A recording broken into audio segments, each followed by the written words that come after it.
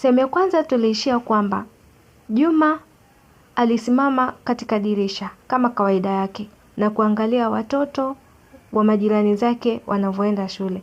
Lakini kuna mtu ambaye ameweza kupita na kumwangalia Juma kwa umakini sana. Je, nini kiliendelea baada ya hapo? Karibu sehemu ya pili. Baada ya yule mtu kugundua hali ya Juma, aliamua kumsaidia. Alianza kumkaribia taratibu na kuzungumza naye mara kwa mara. Alitaka kumfahamu vizuri na pia kumpa matumaini.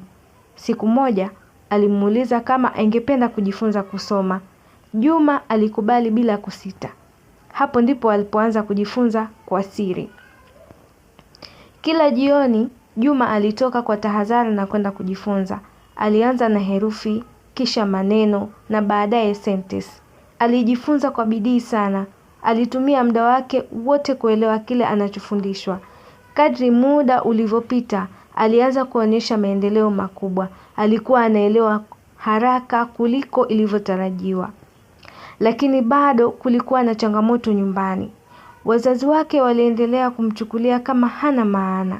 Hakupata msaada wowote kutoka kwao.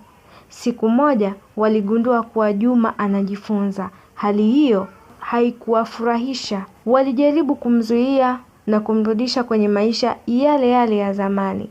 Lakini safari hii alikuwa na tofauti.